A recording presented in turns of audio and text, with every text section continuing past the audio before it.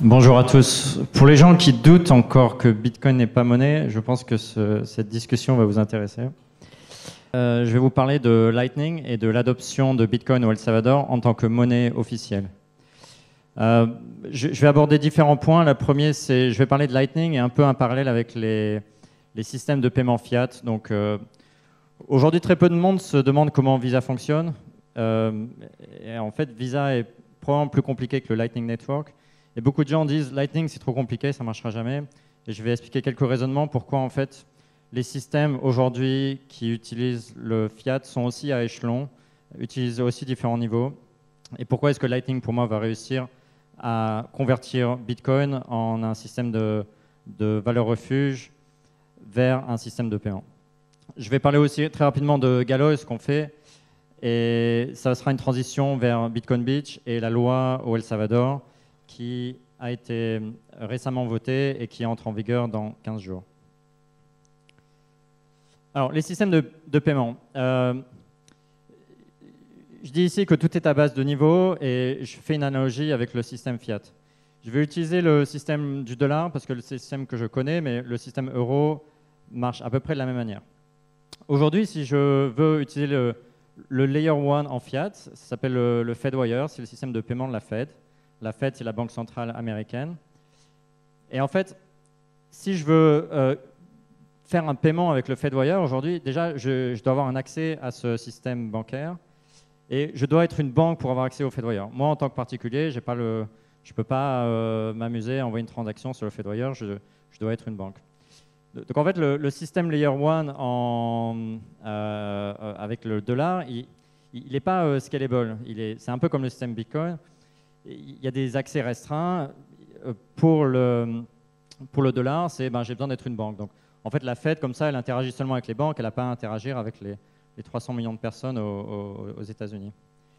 Le système de FedWire, il est pas mal parce qu'il est instantané, donc je peux envoyer autant d'argent que je veux, c'est une base de données, ça va très très vite. Mais comme il ne scale pas en fait pour tous les Américains et même les banques offshore qui sont en dehors des US qui utilisent le dollar, en fait on a besoin de niveau 2. Donc qu'est-ce qu'un niveau 2 pour le fiat? Visa par exemple, ou Mastercard, ou ACH, qui est l'équivalent du SEPA aux US. Tous ces systèmes-là sont des systèmes qui en fait se permettent de scaler le nombre de paiements qui est fait en dollars. Et éventuellement, tout ce système de paiement se repose sur le système niveau 1, qui est le système de la FedWire. Il y a pas mal de détails techniques sur comment ça fonctionne. Le détail à avoir en tête, c'est que vraiment le système de paiement aujourd'hui américain ne marcherait pas juste avec un niveau. Un point intéressant aussi, juste par rapport aux frais, parce qu'il y a une analogie avec le Bitcoin. Aujourd'hui, envoyer un paiement sur le FedWire, moi en tant que particulier, donc je peux instruire ma banque de dire s'il te plaît, Bank of America, envoie 10 000 $ pour l'achat de cette voiture-là à cette autre banque. Ça va me coûter peut-être 30 $. Donc en fait, utiliser le système niveau 1, c'est assez cher. Et pour ça, il y a pas mal d'analogies avec le Bitcoin. Par contre, aujourd'hui, utiliser PayPal, qui est un système de niveau 2, pour moi, en tant que particulier, c'est gratuit.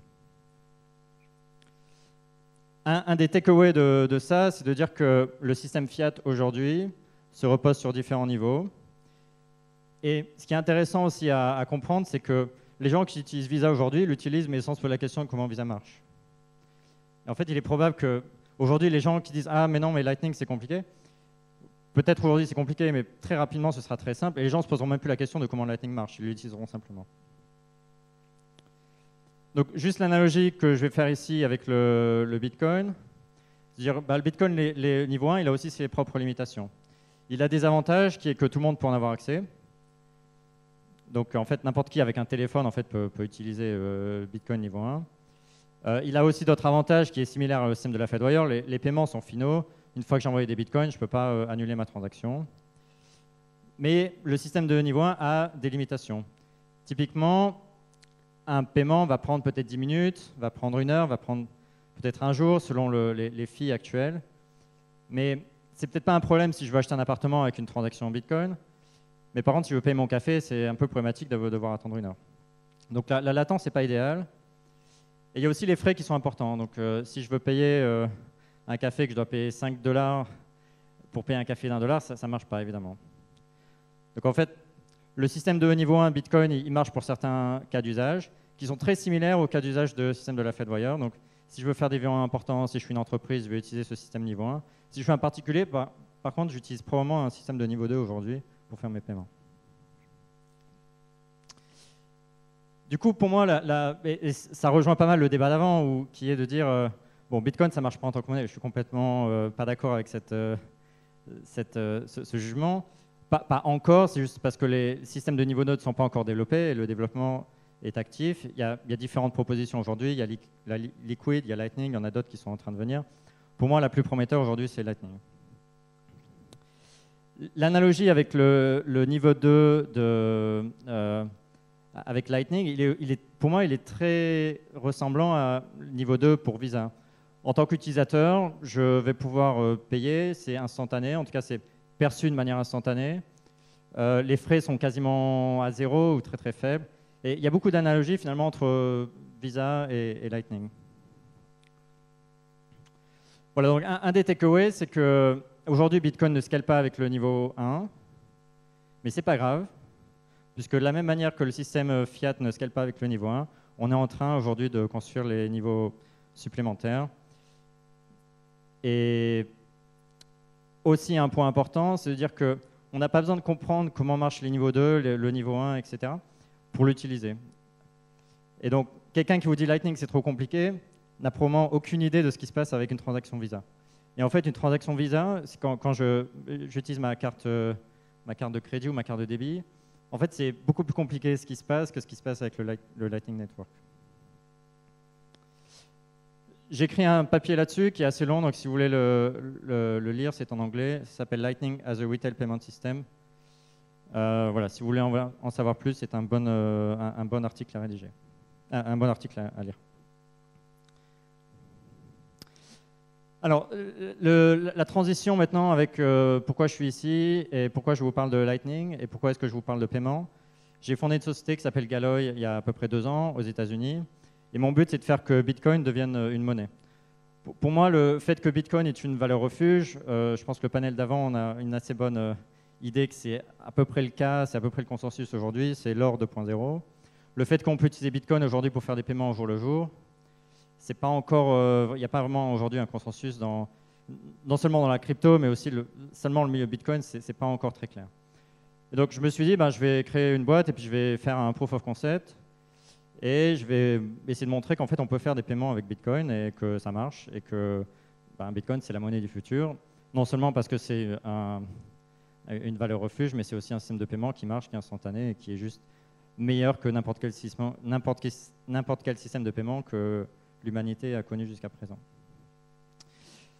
Donc, au début, je me suis posé la question de dire, bon, je veux créer une banque, je veux montrer que le système de paiement fonctionne, j'habite aux États-Unis. Peut-être lancer une banque aux États-Unis. C'était ma première idée en tant qu'entrepreneur. Je me suis rendu compte que c'est assez compliqué parce qu'il y a beaucoup de régulations, beaucoup de taxes. Et en fait, aux États-Unis, c'est juste, quelque part, le système de paiement marche. C'est un peu comme en Europe. Je peux, voilà, j'utilise ma carte de débit, dans l'ensemble, ça marche. Enfin, c'est pas qu'il n'y a jamais de problème, mais il n'y a pas vraiment de pain point suffisant pour me dire, bon, il faut vraiment que je change de système de paiement parce que ça... Voilà, ma carte ne marche pas. Non, en fait, ça marche relativement bien ici. Du coup, je me suis dit, en fait, l'innovation en termes de paiement, elle ne va pas forcément commencer aux États-Unis ou probablement pas en Europe, mais elle va probablement commencer dans d'autres pays, des pays en voie de développement. Du coup, je me suis dit, bon, je vais chercher un endroit dans le monde dans lequel je vais pouvoir faire un proof of concept. Et après y réfléchir, je me suis dit que en fait, El Salvador, c'est probablement un endroit assez pertinent pour lancer un proof of concept. Et donc, on a lancé une wallet qui s'appelle la Bitcoin Beach Wallet. D'abord, je vais parler un peu d'El Salvador. Pourquoi El Salvador? Il y a une population de... C'est un petit pays, donc c'est un pays de 6 millions d'habitants. Et 70% des gens au El Salvador n'ont pas de compte bancaire. Donc ça, c'est quelque chose qui est probablement difficile à imaginer pour quelqu'un qui vit en Europe. Il y a plus de 2 personnes sur 3 qui n'ont pas accès au système financier. Pourquoi? En fait, le El Salvador utilise le dollar. Donc le dollar c'est bien parce que ça a des avantages d'utiliser le dollar. Un des avantages, c'est qu'en Amérique latine, il y a beaucoup de pays qui sont en inflation très élevée, voire en hyperinflation. Donc en fait, le fait que le pays utilise le dollar, bon, c'est-à-dire qu'ils n'ont pas trop finalement d'inflation, en tout cas pas plus que les US. Et les US, c'est un pays relativement stable en termes d'inflation. Bon, il y en a de plus en plus, c'est a priori transitoire ou peut-être pas, mais le fait que l'inflation, elle est modérée. La contrepartie de ça, c'est que du coup, le système bancaire, toutes les banques en El Salvador ont besoin d'avoir accès au système bancaire américain. Et du coup, toutes les régulations qui sont les régulations américaines s'appliquent au système bancaire au El Salvador. Et du coup, en fait, les banques ont nécessairement pas, les gens ne sont pas très riches en moyenne au El Salvador. Du coup, les banques n'ont pas nécessairement l'incentive, on va dire, de dire bon, ça me coûte tant d'ouvrir un compte parce que j'ai besoin de faire tout un tas de documentation, j'ai besoin d'avoir des ID, j'ai besoin d'avoir savoir d'où viennent les fonds, etc., etc. Donc ça me coûte voilà, une personne doit passer un certain temps pour une ouverture de compte et puis le suivi. Et puis donc en fait, les banques n'ont pas d'incentive à avoir des gens qui n'ont pas assez d'argent. Et c'est pour ça qu'il y a 70% des gens qui se retrouvent sans compte en banque.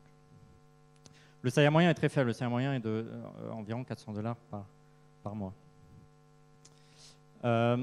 Qu'est-ce qui veut dire de ne pas avoir de compte en banque? Ça veut dire que en fait, j'utilise du cash, quoi. Donc je fais tout avec du cash. Mon saving est en cash. Du coup, j'ai pas de saving parce qu'en fait, mettre de l'argent de côté en cash, c'est pas très facile. Voilà, pour tous ces facteurs. Et il y a un autre facteur il y a beaucoup de gens au El Salvador qui vont aux États-Unis et puis après qui renvoient de l'argent à leur famille, ce qui crée plein de problèmes. Mais du coup, il y a énormément d'argent. 25% du PIB au El Salvador vient de flots d'argent qui viennent de l'étranger et principalement des États-Unis. Donc c'est une bonne raison pour avoir une monnaie alternative finalement. Donc voilà, il y a un peu plus d'un an, je suis allé dans un endroit qui s'appelle Bitcoin Beach, qui est un village qui est au bord de mer, au El Salvador, où il y a 3000 habitants. C'est une photo de cet endroit-là. C'était là où j'étais jusqu'à la semaine dernière. Et je vais lire une quote de Miles Sutter, qui est quelqu'un qui bosse chez Square Crypto, Cash App, et qui dit Bitcoin Beach est la première expérimentation de ce type à l'échelle globale, qui est une attente, comment traduire, une tentative, merci, de bootstrapper une économie locale utilisant le Bitcoin pour avoir une inclusion, pour inclure financièrement tous les gens en fait dans l'écosystème. Et l'idée, c'est vraiment que voilà, les gens n'ont pas de compte en banque, mais en fait, ce qui est intéressant avec Bitcoin, c'est que j'ai pas besoin de demander la permission. Du coup, c'est pas grave si finalement le gouvernement américain a beaucoup de procédures. Je peux ouvrir une wallet, Lightning ou Bitcoin, et je peux commencer à l'utiliser. Voilà, c'est vraiment la force de Bitcoin qui veut dire il y a une inclusion financière qui est beaucoup plus importante que finalement le dollar. Alors, ce qu'on a fait du coup, je suis allé du coup dans cette communauté et on a développé une wallet communautaire. L'idée de la wallet communautaire, c'est un peu un compromis entre une wallet qui est custodiale et une wallet non custodiale. D'un point de vue de l'utilisateur, ça ressemble, et je vais vous faire une démo juste après, mais d'un point de vue de l'utilisateur, ça ressemble à une wallet custodiale. Mais contrairement à une wallet custodiale peut-être lambda, la différence, c'est que les fonds dans la multisig, elles sont gérées par la communauté. Donc en fait, les fonds appartiennent à la communauté et sont gérés par la communauté. Mais si je réfléchis à qu'est-ce qu'une wallet custodiale et qu'est-ce qu'une wallet non custodiale et quelles sont les différences entre les deux. Donc une wallet custodiale, c'est typiquement simple à utiliser, ce qui est nécessaire pour la communauté à El Salvador. Aussi, si j'utilise Lightning, il ne faut pas nécessairement qu'on rentre dans les détails de comment marche Lightning, c'est quoi les canaux, c'est quoi la liquidité entrante, la liquidité sortante. Il y a des gens qui utilisent notre wallet qui sont illettrés, donc en fait leur dire vous allez noter 24 mots, c'est pas très réaliste. Et après, voilà, il y a des inconvénients à une des wallets custodiales. Ça peut être sujet aux régulations, ouais, régulation, non. Et à la censure. Il y a des facteurs de centralisation qui sont assez importants. Et typiquement aussi, le code n'est pas disponible. Le code est closed source pour la plupart des wallets custodiales. D'un autre côté, il y a les wallets qui sont les wallets non custodiales, qui sont probablement le meilleur moyen quand on sait comment ça marche d'utiliser Bitcoin. Mais on a le contrôle des fonds, il y a une meilleure donnée privée. Mais c'est aussi plus compliqué, ça prend plus de temps. Donc c'est peut-être pas pour les gens du El Salvador qui ont très peu d'éducation financière finalement. Et c'est aussi difficile de scaler. On peut imaginer avoir 1 milliard d'utilisateurs sur même en utilisant Lightning, ça va demander beaucoup d'efforts et beaucoup d'optimisation. En utilisant des solutions qui sont custodiales, si c'est des solutions qui sont custodiales locales, c'est un bon compromis en fait pour avoir beaucoup plus d'utilisateurs rapidement. Voilà, donc en fait, nous ce qu'on a développé, c'est une sorte de compromis. Donc c'est une sorte de wallet communautaire où les gens de la communauté l'utilisent, mais les fonds sont dans une multisig et les gens qui ont les clés de la multisig sont sur place, majoritairement sur place. Il y a d'autres avantages à ce qu'on a fait. Typiquement, le code est open source, donc n'importe qui en fait peut contribuer à ce projet-là. Et qu'est-ce que ça veut dire aussi? C'est-à-dire que le succès de Bitcoin Beach va potentiellement pouvoir être répliqué dans notre pays. Et pourquoi c'est important? En fait, ce projet notamment a été une des raisons pour laquelle El Salvador aujourd'hui, le Bitcoin est une monnaie nationale maintenant au El Salvador. Et du coup, si avec la communauté, on est capable de créer d'autres projets dans d'autres pays, c'est comme ça qu'on peut avoir une adoption de Bitcoin très rapide. Le fait d'avoir une wallet locale aussi permet d'avoir des fonctionnalités comme une carte pour les marchands. Je vais vous faire cette démo juste après. On peut aussi, si on connaît les noms d'utilisateurs d'autres personnes, on peut leur envoyer de l'argent directement sans avoir besoin d'utiliser soit Bitcoin, soit un chain, et ce qui est très efficace pour envoyer de l'argent aux gens de la communauté qu'on connaît. Alors pour finir avant la démo, la raison pour laquelle beaucoup de gens dans la communauté parlent de Bitcoin, c'est parce que le président de El Salvador a décidé il y a à peu près 2 mois que Bitcoin allait devenir la monnaie nationale au El Salvador en plus du dollar. Donc ça va être un système de double currency, de double monnaie où on pourra utiliser à la fois le dollar et le Bitcoin. Donc la loi rentre en vigueur le 7 septembre. Seulement 3 mois après que la loi a été votée, ce qui est très très court. Surtout pour intégrer Lightning, c'est hyper court. Il est possible qu'en septembre, il y a encore très peu de marchands qui l'acceptent, mais l'idée c'est que peut-être que d'ici 6 mois, il y aura 6 millions d'habitants qui utiliseront Lightning de manière quotidienne. Ça va prendre un petit peu de temps. Après, il y a différentes choses, on en discutera peut-être avec le panel.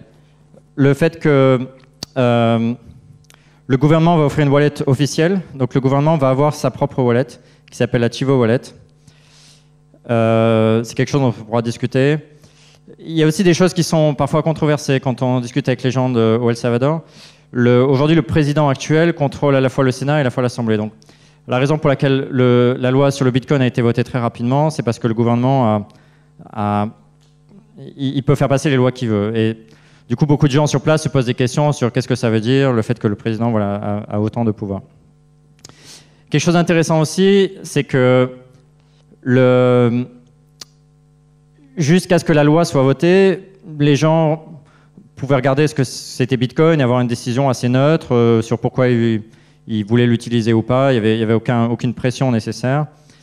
Maintenant, le fait que Bitcoin devienne une loi, et par la loi, on est obligé d'accepter Bitcoin. En fait, il y a beaucoup de gens qui disent « Ouais, mais moi, en fait, les gens qui sont, par exemple, d'un autre parti vont dire « Mais non, Bitcoin, c'est la monnaie du président, je ne veux pas utiliser Bitcoin parce que, en fait, moi, je ne veux pas utiliser la monnaie du président. » Et c'est super ironique parce qu'en fait, on se dit « Ouais, mais Bitcoin a été créé pour justement en fait, dissocier le gouvernement de la monnaie. » Et là, on se retrouve à avoir des discussions où, en fait, les gens pensent que Bitcoin et le président actuel, Bukele, c'est lié, alors qu'en fait, par définition, c'est pas vraiment possible. Un point important de la loi mandate que tous les agents économiques puissent accepter Bitcoin à partir du 7 septembre. Je pense que c'est simplement pas possible de toute façon que tous les agents économiques l'acceptent parce qu'il y a beaucoup d'intégration à faire. Une des vraies questions, ça va être de dire est-ce que la loi va être enforcée par le gouvernement ou pas? Personne ne le sait, on le saura dans quelques semaines, dans quelques mois. Un autre point important par rapport à cette loi-là, c'est que le gouvernement dit ok, vous devez accepter Bitcoin, c'est obligatoire. Mais si vous ne voulez pas garder des bitcoins dans votre wallet, on va vous offrir un échange automatique et gratuit vers du dollar. Donc, vous acceptez du bitcoin dans notre wallet, vous recevez des sats, vous recevez un virement bancaire à la fin de la journée, ou on ne sait pas trop encore comment ça va être. Il n'y a pas de détails pour l'instant, mais l'idée, c'est de dire, je dois accepter bitcoin en tant qu'agent économique, mais si je ne veux pas garder des bitcoins dans ma wallet parce que je ne veux pas être sujet à la volatilité du bitcoin, je reçois des dollars à la fin de la journée. Du coup, en gros, c'est vraiment une loi qui est par rapport à Lightning plus que Bitcoin. Parce que l'idée, c'est de dire, j'utilise Bitcoin comme un moyen de paiement, mais je n'ai pas besoin d'utiliser Bitcoin et d'être soumis à la volatilité Bitcoin. Je n'ai pas besoin de garder des Bitcoins dans ma wallet. Voilà, un des derniers points que je peux dire, c'est que j'ai discuté avec beaucoup de commerces, de banques sur place ces 2 derniers mois. Aucune banque n'est prête aujourd'hui pour accepter Bitcoin, pour accepter Lightning. Et aucun grand commerce. Il y a des commerces comme Walmart, Walmart, c'est le Carrefour aux États-Unis, qui est aussi implanté au El Salvador. Il y a McDonald's, enfin, il y a toutes les chaînes que vous connaissez ici. Techniquement, toutes ces compagnies sont censées intégrer Lightning dans 2 semaines. Et Bitcoin dans 2 semaines. Quand on y pense, c'est assez surréaliste. Toutes ces sociétés cotées en bourse partout dans le monde sont censées s'intéresser à Lightning aujourd'hui. Je sais que personne n'aura vraiment Lightning le 7 septembre, en tout cas aucun des gros commerces. Mais quand on y pense et quand on pense aux effets finalement de bord de cette loi, c'est juste génial pour Bitcoin et c'est juste génial pour Bitcoin en tant que monnaie. C'était tout pour l'introduction. Je vais faire une démo avec Lightning, juste pour vous montrer, les gens qui n'ont jamais utilisé Lightning encore, comment ça marche, et le fait qu'en fait c'est super simple. Si on ne veut pas se soucier des détails techniques, ça marche dans l'ensemble, avant de passer au panel. Est-ce que, Benoît, tu peux venir sur stage?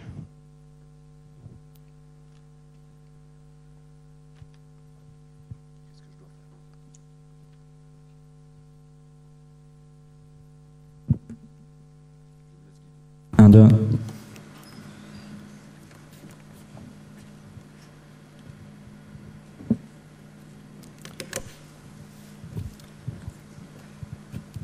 Marche pas. Si ça a l'air de marcher.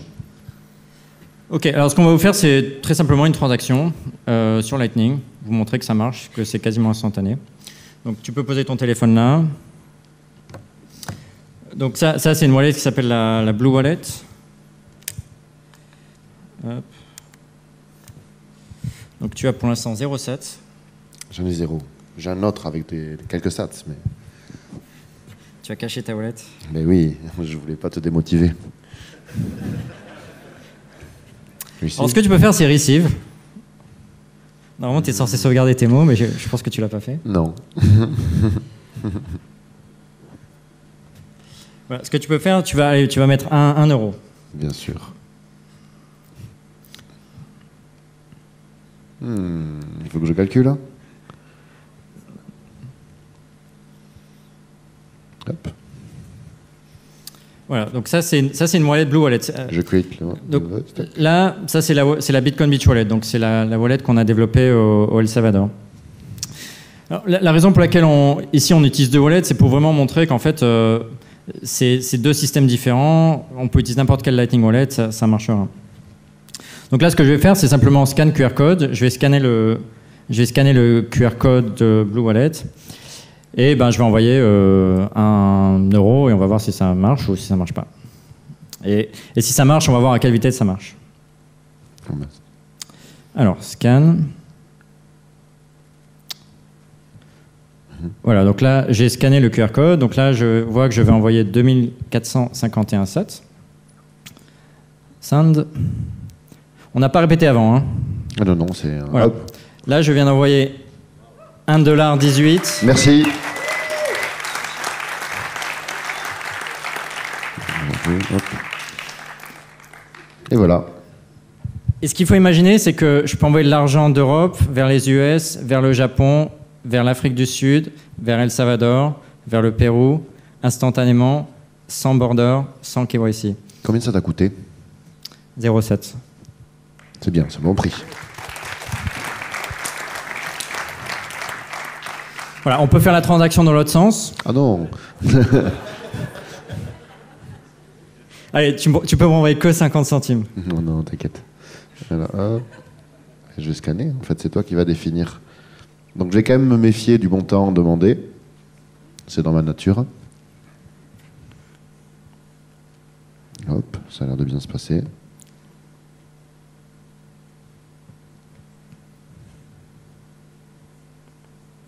Voilà.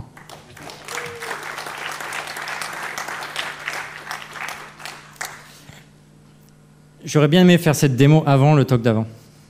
Pour les gens qui disent que Bitcoin ne peut pas être utilisé en tant que monnaie.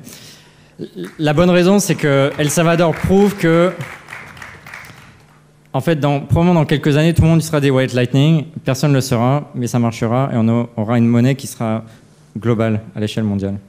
Ce qui est quand même assez énorme quand on y pense. On va enchaîner sur quelques questions à propos de cette belle aventure de Bitcoin en tant que moyen de paiement au Salvador. Donc tu nous as déjà un peu présenté. Déjà merci, je suis très content donc, pour la donation. C'était une très belle démonstration. Ça m'a convaincu. Moi je ne l'utilise pas encore beaucoup, pas assez malheureusement, mais je suis sûr que de plus en plus. Ça a commencé quand ton aventure? Tu l'as déjà dit. Au Salvador, pas le développement de wallet. Alors, j'ai commencé à travailler sur Lightning fin 2019, mais au début c'était vraiment pour apprendre la technologie. La wallet au El Salvador, le travail, ouais, c'était le deuxième trimestre 2020 où j'ai vraiment commencé à coder activement une wallet. Ok. L'initiative était lancée avant, c'est-à-dire que c'est quand même. Donc il y a El Zonte et il y a El Salvador, c'est deux écoles différentes. Alors, El Zonte est un village de 3000 habitants au El Salvador. Donc, c'est juste un... Aujourd'hui, oui, ça marche à El Zonte. Et ça a été une des raisons pour laquelle le gouvernement a dit, en fait, ouais, ça a du sens. Donc, c'est vraiment une sorte de projet proof of concept à une toute petite échelle, mais ça marche. Donc El Zonte, voilà, c'est juste une partie des Salvador. Aujourd'hui, si tu vas à la capitale, qui est San Salvador, tu peux pas encore payer à beaucoup d'endroits. C'est très, très, très limité. À El Zonte, tu peux payer 80% des marchands acceptent Lightning. Ce qui est très intéressant, c'est que les marchands qui ne l'acceptent pas sont typiquement les hôtels de luxe ou les restaurants très haut de gamme. Il y en a quelques-uns, il y en a peut-être 4-5. Parce qu'en fait, ils n'en ont pas besoin. Ils ont déjà accès au système bancaire. Et du coup, les clients qui viennent, c'est des clients souvent internationaux. Ils ont déjà une carte de crédit, ça marche pour eux, ils ne voient pas trop l'intérêt du Bitcoin. Par contre, les gens qui ont adopté Bitcoin en premier, et ça c'est fantastique, c'est les gens qui n'avaient pas de système bancaire avant. Qu'est-ce que tu peux faire avec, là-bas, concrètement, in concreto? Ces 2 derniers mois où j'y étais, restaurant, hôtel, dentiste, tu peux faire tes courses, enfin tout en fait. Tu t'es servi de la monnaie locale ou tu as arrêté, tu l'as laissé dans un coin Alors la monnaie locale c'est le dollar. Ouais, mais peut-être j'ai utilisé le dollar 10% du temps, 90% c'était Lightning. Et ce qui est intéressant, c'est qu'on se rend compte en fait Lightning est quand même beaucoup plus rapide que Visa et Mastercard. Et en fait, on se dit mais c'est évident, ça va marcher, c'est évident. La réaction de la population locale, comment elle voit cette évolution? Bah, pour eux, c'est Bitcoin is hope. Bitcoin c'est l'espoir parce que, en fait, pour eux, d'un coup, ils ont une solution qui permet de. Non seulement c'est la meilleure asset à avoir en fait dans le monde, je pense. En tout cas, les 12 dernières années nous montrent que c'est quand même un asset qu'il est. Je suis sûr que j'ai personne à convaincre ici, mais qu'il est pertinent d'avoir en partie par rapport à ses finances. Et c'est des gens qui ont pas de compte en banque, donc ils peuvent pas investir non plus des stocks Apple. Ils ont aucune technologie. D'un coup, ils découvrent ce que c'est que mettre de l'argent de côté. Et en fait, parce que si j'ai des imprévus ou si je veux faire des projets plus tard, en fait, j'ai besoin d'avoir ça. Donc, c'est quelque chose pour eux qui est très nouveau. Et aussi, ça leur permet de leur simplifier la vie dans le sens où si tu n'as pas de compte en banque, tu dois tout faire en cash. Mais bon, tu veux peut-être quand même avoir avoir l'eau courante, avoir l'électricité, avoir une connexion Internet. Mais bon, il faut quand même les payer.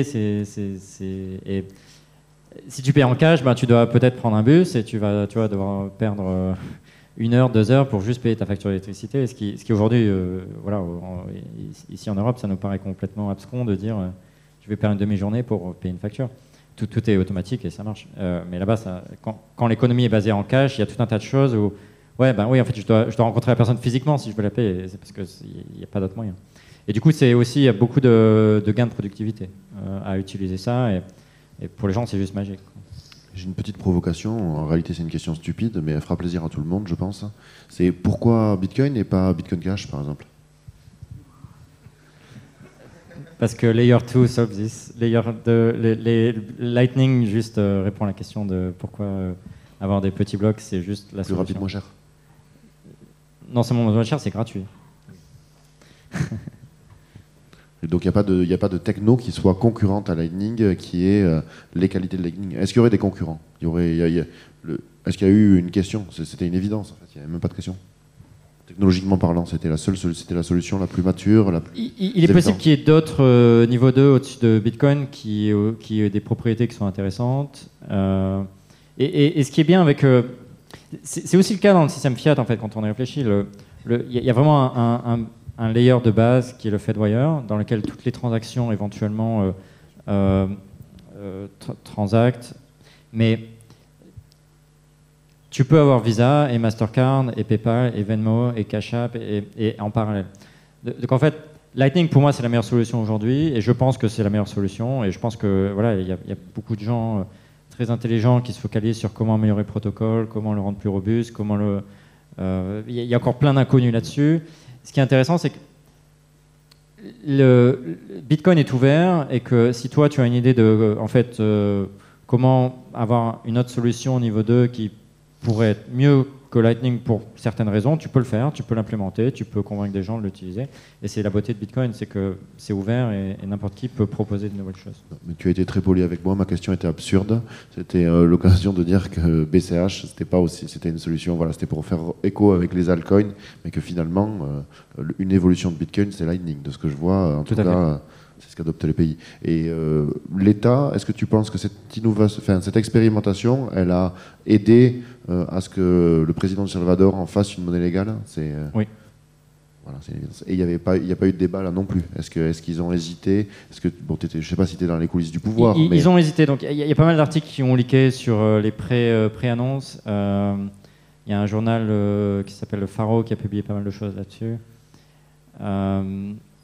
Donc le fait qu'ils aient choisi Bitcoin, c'était pas nécessairement évident. En tout cas, quand on lit l'article, quand on en comprend, c'était pas vraiment évident que c'était le cas. Ça aurait pu être Ethereum? Ça paraît impossible. Je connais pas les détails, donc je vais pas spéculer, mais en tout cas, il y a eu des discussions et la conclusion est que c'est Bitcoin. Après, j'étais pas dans les discussions. C'était un happy end. On a eu une résolution heureuse en tout cas. Oui, donc à l'échelle du pays, c'est pas encore en place. C'est le 7 septembre. Est-ce que tu penses qu'ils sont prêts? Quelle est sur cette transition? Comment tu penses que ça va se passer? Non, personne n'est prêt. Ok, très bien.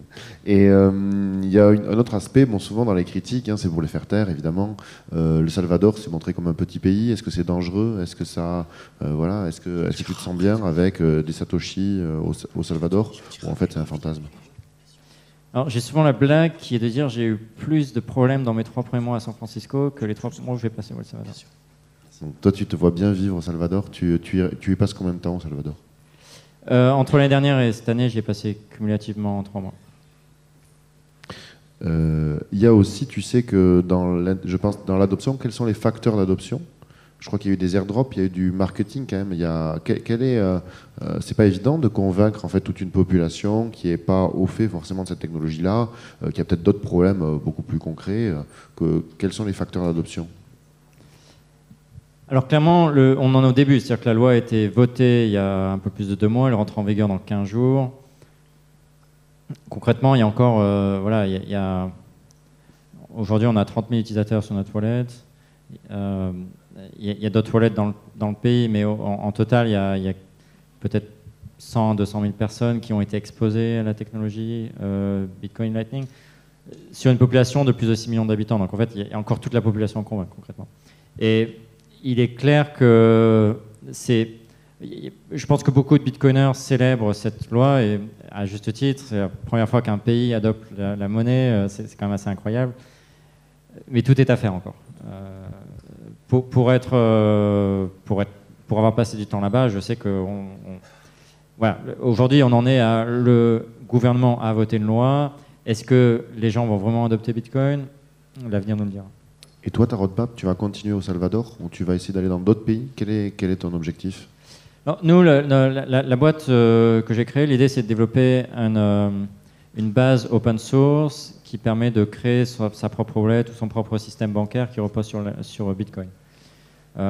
L'idée étant qu'aujourd'hui, la manière dont le système fiat fonctionne, donc si tu es une banque, tu ne développes pas ta propre technologie. En fait, tu vas voir une société comme FIS ou Fiserv ou Q2 ou Global Payment et voilà. Ils te fournissent un système de core banking qui va en fait tout faire et il faut juste le paramétrer.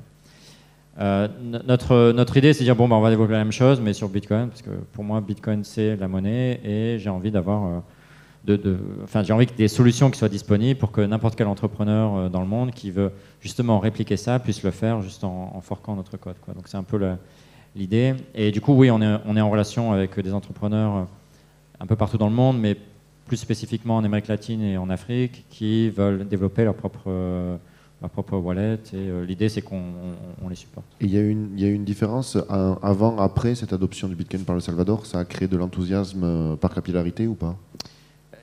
On a eu des dizaines et dizaines de personnes qui veulent développer un projet similaire dans leur propre pays, qui voient évidemment des bitcoiners qui se disent mais c'est génial, en fait, c'est une manière de convertir un pays potentiellement.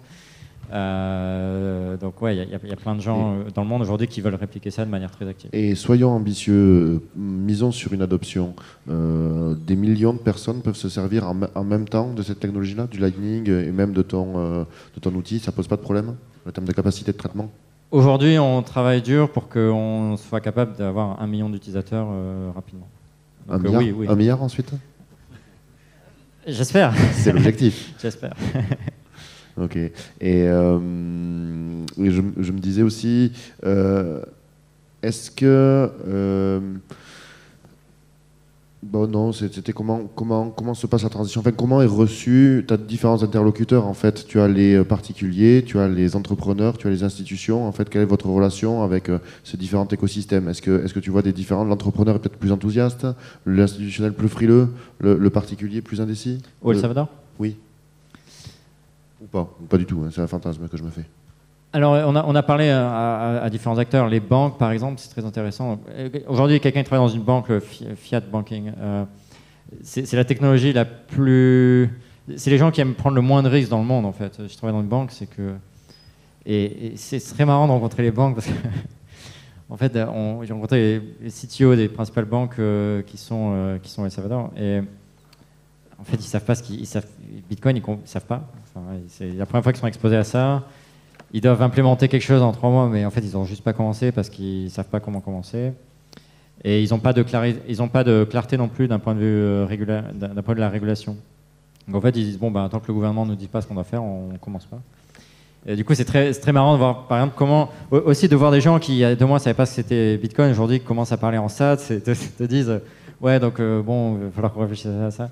Mais bon, clairement, par exemple, les banques vont mettre longtemps avant de proposer des solutions à leurs clients parce qu'ils n'ont pas commencé. C'est dommage parce que ce serait sympa de voir les banques faire payer leurs services en Lightning ou voir payer leurs employés en Bitcoin. Ça serait une belle vision. Alors, par exemple, le gouvernement, a priori, de ce que j'ai compris, donc le gouvernement développe sa propre wallet et il y a quand même quelques controversies par rapport à ça sur certains niveaux. Mais il y a, je crois, 300 000 personnes qui sont payées en Bitcoin. Au sein du gouvernement. Au sein du gouvernement, oui. Oh, c'est sympa. Et du coup, ces gens-là vont être payés en Bitcoin, a priori. Assez rapidement, je pense. Je ne sais pas s'ils vont avoir le choix, mais en tout cas, ils vont être payés avec cette wallet, a priori. Et ça va être le gouvernement pour eux, comment promouvoir finalement leur wallet. Ça va être un des axes clés pour eux, dire bon, ben voilà, si je fais partie du gouvernement, je reçois mon salaire sur cette wallet. Alors, un truc qui est intéressant, c'est du coup, le gouvernement dit oui, bon, vous devez accepter Bitcoin, mais on va vous offrir une conversion automatique vers le dollar si vous le souhaitez. Et du coup, la plupart des marchands, la plupart des entreprises, en fait, aujourd'hui, elles ne savent pas ce que c'est Bitcoin. C'est imposé sur eux, et du coup, la plupart ne sont pas très contents, en fait. Les gens qui savent pas ce que c'est Bitcoin, à juste titre, se disent mais pourquoi moi le dollar ça me va très bien pour moi, pourquoi est-ce qu'il est obligatoire d'accepter Bitcoin? Et du coup, la plupart de ces gens-là disent bon, bah, ok, si j'ai pas le choix, je vais le faire, mais je vais vouloir activer le fait qu'automatiquement ce soit converti en dollars. Et par exemple, la plupart des entreprises aujourd'hui disent bon, bah, ok, qu'est-ce que je dois faire? Explique-moi. Ok, je fais ça, mais bon, si je reçois le dollar à la fin de la journée, limite, fine, ça va, quoi. Donc ça dépend des gens. Il y a vraiment des acteurs très différents et ils ont avec des avis très différents sur la question. L'homme est un animal d'habitude, donc il doit avoir par nature horreur du changement. Donc il doit y avoir quand même des frictions à la nouveauté. Après, il y a peut-être un peu une curiosité, un enthousiasme, mais c'est sûr que quand on parle d'argent, le changement, ça fait souvent peur, je suppose. Et la simplicité d'usage, donc toi tu as fait un outil qui est du point de vue de quelqu'un, en combien de temps on peut se servir du Lightning Network. Bon, remarque, tu l'as montré, hein, c'est l'intérêt de la démonstration. Donc les gens s'en sortent, ça leur fait pas peur, ils téléchargent le programme. Ils ont beaucoup de smartphones, enfin je veux dire c'est suffisamment mûr comme société pour s'en servir en pratique. Dans l'ensemble, les gens ont des smartphones, la plupart. Ce qu'ils n'ont pas nécessairement, c'est un accès à Internet. Donc, et beaucoup de gens vont payer des datas, mais bon, voilà, j'achète 1 giga et bon, ben, quand j'ai plus de data, à la limite, je vais racheter plus tard, mais c'est pas. Donc, un des freins, oui, c'est le côté, j'ai de la data, quoi.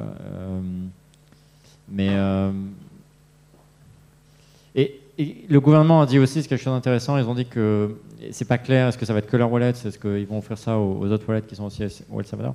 Mais le gouvernement va demander aux opérateurs téléphoniques de faire en sorte que si tu veux utiliser la wallet, les wallets en tout cas qui sont compatibles, finalement tu n'as pas besoin de data, voilà, ça fonctionnera. Ok, bon, mais nous verrons bien.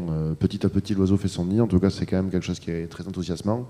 Bon, moi, j'aurais des milliers de questions, mais on va laisser la place au public.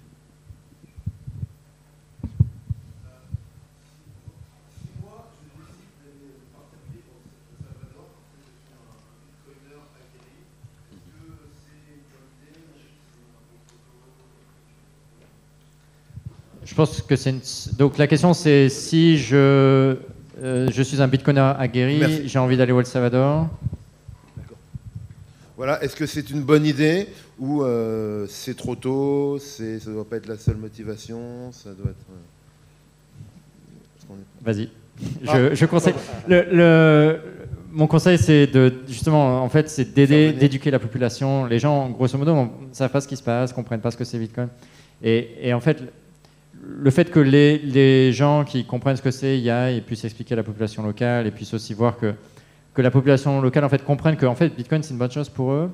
Pourquoi? Peut-être il va y avoir du coup plus de touristes, du coup ça va aider la population. Exactement. En fait. Donc en fait ma recommandation avec les gens qui me posent la question c'est oui, il faut y aller. Et en fait c'est une super aussi expérience parce que d'un coup moi le fait d'y passer du temps, d'utiliser Lightning au jour le jour, en fait j'ai l'impression de vivre dans le futur, en tout cas le futur du paiement parce que d'un coup Dans le futur, d'autant plus dans un pays qui est en voie de développement en plus. Complètement. On parle souvent du problème de l'insécurité, mais bon, tant pis. Je pense il y a une image effectivement qui est très mauvaise du pays. Je pense que c'est une image aujourd'hui. Il n'y a pas de. En tout cas, j'ai jamais eu de situation où je me suis senti en insécurité de mon côté, quoi. Bon bah voilà, merci.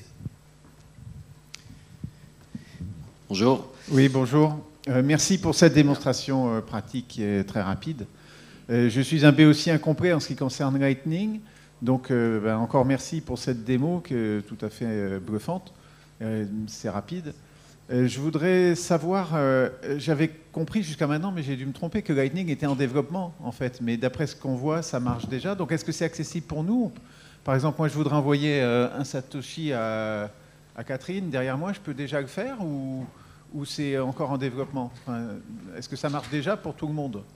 Ça, c'est ma première question. Et si oui, je vois qu'il y a Blue Wallet, mais est-ce qu'il y a d'autres wallets pour faire compatible Lightning, et quels sont les meilleurs, qu'est-ce que vous recommandez, etc. pour la pratique, pour nous autres béotiens.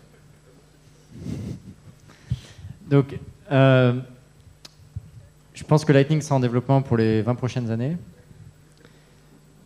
La question, c'est est-ce que c'est un stade finalement qui est assez évolué pour vous pour l'utiliser? Et ça dépend de votre finalement compétence technique. Il y a deux choses. Utiliser Lightning aujourd'hui avec une wallet qui est dite custodial. En fait, une wallet custodial, c'est quoi? C'est une wallet où quelqu'un vous aide, mais la contrepartie, c'est que cette personne a les clés pour les fonds. Aujourd'hui, c'est très très simple. Vous pouvez Blue Wallet, c'est la wallet qu'on a utilisée ici, ça marche très bien. Wallet of Satoshi, il y a plein de wallets qui fonctionnent. Ce qui est peut-être où il y a une barrière d'entrée qui est un peu plus élevée, c'est les wallets qui sont dites non-custodial. Et c'est plus compliqué parce que du coup aujourd'hui il y a plus de choses qui sont exposées. Donc il y a une wallet qui est développée en France qui s'appelle Phoenix, qui est malgré tout très simple à utiliser. Et c'est une wallet que je vous recommande si vous voulez aller à l'étape d'après, comprendre un petit peu. Donc là, il y a un channel qui est ouvert au début, il faut payer des frais. Donc la barrière à l'entrée, elle est un petit peu plus élevée, pas beaucoup plus élevée, mais un petit peu plus élevée. Et après, il y a la solution pour les gens qui sont vraiment, qui veulent avoir contrôle complet de leurs fonds, ce qui est d'utiliser par exemple LND directement ou aussi Lightning. Et du coup, c'est de faire tourner son propre nœud. Et ça, par contre, aujourd'hui, c'est techniquement un peu plus avancé. Il y a un compromis peut-être entre sécurité et simplicité, disons que. Ouais, et il y a un compromis effectivement, comme dit Benoît. La solution la plus simple, c'est celle finalement où on délègue l'usage, on délègue c'est là quelque part pas la moins sécurisée, mais en tout cas où il y a plus de. Il y a un intermédiaire qui va contrôler les fonds, donc faut croire que l'intermédiaire, il va pas y avoir de problème. Les solutions les plus, on va dire, longues à mettre en place, où il faut plus techniquement être plus avancé, c'est les solutions qui sont les plus sécurisées quelque part, à partir du moment où on sait ce qu'on fait, mais c'est celles aussi qui, peut-être aujourd'hui, ne sont pas accessibles à tout le monde. Mais la réponse, c'est que c'est oui, ça marche. Mais la réponse courte, c'est que ça marche. Et il y a 6 millions d'habitants vont j'espère l'utiliser dans les prochains mois. Donc ce sera un bon exemple que ça marche, et ça marche à niveau d'un pays si ça marche. J'avais une question toute simple. Est-ce que la population a peur de la baisse du cours du Bitcoin, sachant qu'ils n'ont pas forcément des revenus très importants, donc ils ne peuvent pas forcément hodl. Et si j'ai bien compris, la solution, ça serait sinon de convertir en dollars. Mais pour moi, je vois ça je vois plutôt que finalement le dollar va continuer d'exister si à chaque fois ils doivent convertir ça sur une monnaie qui soit plus stable, quoi. Alors la réponse rapide, c'est que oui, évidemment la volatilité impacte les gens, impacte l'utilisation, et ça fait partie de l'éducation, qui veut dire en fait, oui, je reçois $1, mais en fait non, je reçois des sats. Et ces sats, la valeur en dollars, elle va fluctuer. Donc il y a une éducation qui est par rapport à ça. Et les gens, alors peut-être que par chance, l'adoption elle a commencé à être de plus en plus grande mi-2020. Donc en fait, d'un point de vue, on va dire, cours du Bitcoin, beaucoup de gens ont quand même finalement vu la volatilité dans le bon sens, on va dire. Mais bon, on sait que les 3 derniers mois, à un moment donné, c'est redescendu. Après, ce qui est intéressant, c'est de dire oui, bon, même si, admettons que les gens utilisent Lightning, mais que tout est stocké en dollars. En fait, pourquoi est-ce que c'est super bien pour Bitcoin? Parce que Bitcoin, ça peut être une valeur refuge, mais ça peut être aussi un système de paiement. Si, dans les années à venir, il y a des dizaines, voire des centaines de millions de personnes qui commencent à utiliser Lightning non pas pour la valeur refuge de Bitcoin, mais juste parce que c'est le meilleur moyen de finalement envoyer et recevoir des sats de manière finale, et c'est la meilleure moyen de recevoir de l'argent. Sur le long terme, les gens vont dire, en fait, peut-être que j'ai pas besoin de le reconvertir en dollars. Et on peut vraiment dissocier le fait que Bitcoin, il y a un côté valeur refuge, mais il y a aussi un côté paiement. Et beaucoup de gens associent les deux ensemble. Mais en fait, on peut utiliser Bitcoin comme un moyen de paiement et pas comme un valeur de refuge. Et ça, c'est quelque chose qui est pas évident à appréhender, mais c'est peut-être ce qui va se passer au El Salvador. Dernière question, très rapidement. Merci. Bonjour Nicolas. Merci pour ton retour d'expérience déjà. Ça fait plaisir de voir qu'il y a une application concrète de l'échange pour considérer le Bitcoin comme une monnaie déjà. J'avais une question par rapport plus sur le plan politique, je dirais. Imaginons que, parce que là on sait que le mandat du président va durer jusqu'en 2024, imaginons qu'il y a un gouvernement après, est-ce qu'ils peuvent revenir en fait sur la loi? Et en fait, parce que du coup ça aurait pour effet en fait de ternir l'image du Bitcoin au même titre que ça a fait la une des journaux et donc ça a eu un côté positif, mais du coup là est-ce que ça n'aurait pas un impact négatif par la suite? Peut-être. Et la meilleure chose pour éviter que ça arrive, c'est d'être sûr que l'implémentation fonctionne, que les gens l'adoptent et qu'en fait, finalement, les gens se disent « Ah ouais, Bitcoin, c'est la monnaie, c'est mieux que le dollar ». Et à partir du moment où la monnaie, c'est vraiment la croyance. À partir du moment où les gens croient que Bitcoin, c'est une meilleure monnaie que le dollar, je pense que le gouvernement il aura plus vraiment de... Peut-être un nouveau gouvernement voudra essayer d'annuler cette loi, mais la vraie question, c'est... Au-delà de qu'est-ce que va faire le prochain gouvernement si c'est un autre gouvernement, pour moi la vraie question c'est de dire est-ce que cette loi va être adoptée par les gens ou pas. Et c'est la principale. Okay. Et c'est pas gagné encore. Il y a beaucoup de travail à faire. Merci. Merci Nicolas de participer activement à cette révolution. Et nous verrons l'adoption, mais l'adoption suivra, j'en suis persuadé. Merci.